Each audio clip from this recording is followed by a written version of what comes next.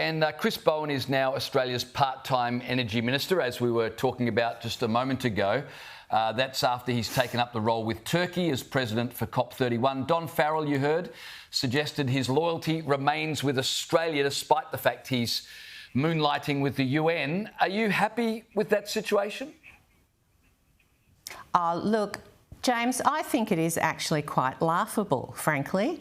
Moonlighting with the UN is, it's a cute way to say that he's basically leaving his responsibilities in Australia alone, like leaving somebody else to fix his mess while he becomes Captain Planet to save the Earth. I think he is in a great deal of trouble, frankly, and perhaps the Prime Minister wants him out of the country because he knows he can't actually fix what he's created. No, I like that word, Captain Planet. You're absolutely spot on. I mean, he's doing God knows what over there, but also wants to look after the energy grid here, but he hasn't been able to do that in 4 years. It's extraordinary. Now, look, Anthony Albanese and other world leaders have gone against Donald Trump and issued a consensus declaration at the G20 in Johannesburg this weekend, backing in the Paris Agreement, free trade, multilateral frameworks, as well as the need to spend trillions of dollars on reaching climate change goals. What does this mean for Australia now, Anne? Are we going to be required to cough up more money in pursuit of climate change? Well, I'll be interested to see what the Prime Minister actually means. Is he committing more taxpayer funding to reach goals that are not Australia's, as in goals that are not going to benefit Australia and Australians? I think he's in trouble. I think he, wants to play this universal global hero status when Australians are suffering and Australians are doing it tough right now. And seriously, he needs to turn his mind to Australians.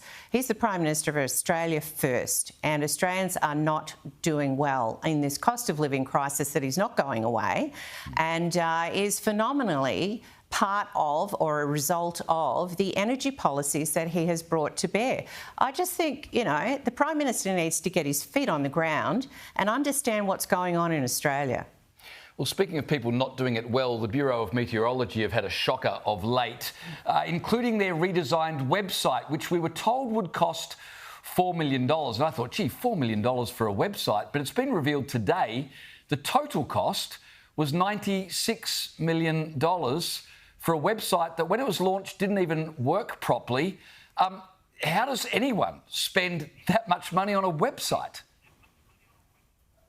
Look, when I was mulling this over this morning, I thought, how does this even happen? How do you spend $96 million developing a new website that's going to do even better than the past? Well, there were a lot of problems with the old one, there's no doubt about that. But the fact that farmers can't even get GPS readings now and know exactly what's going on in their region.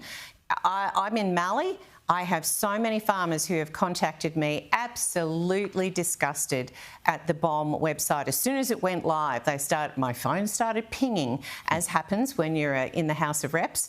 And I don't know what the government is planning on doing for this, but it worries me that Accenture are the ones who are doing this, have done this work, this new website, and they are also responsible to determine mobile black spots, another subject, but nonetheless, same company, mobile black spots around Australia, and they won't be able to tell us where the mobile black spots are until 2027. I mean, seriously. Does nobody have to have a record of success before they get these kind of business deals? It really is quite concerning. 2027, I mean, that's just unbelievable. Before we let you go, Anne, Labor has quietly shelved plans to lower regional speed limits from 100 kilometres an hour to as low as 70. Is this a win finally for common sense? Absolutely. I would do a fist pump for regional Australians who have been incredibly vocal about how dreadful this policy was. I mean, Labor had in their consultation PDF pretty page that the 3 reasons for looking at dropping the default speed limit from 100 to potentially 70 kilometres an hour on regional roads is because they wanted to reduce fatalities. Of course, everybody wants to reduce fatalities. How about fixing the roads? Secondly, they wanted to reduce fuel consumption. Well, that's nice. I absolutely didn't know they cared. And thirdly, they want to reduce emissions. Well, some cars actually increase emissions by having to go slower.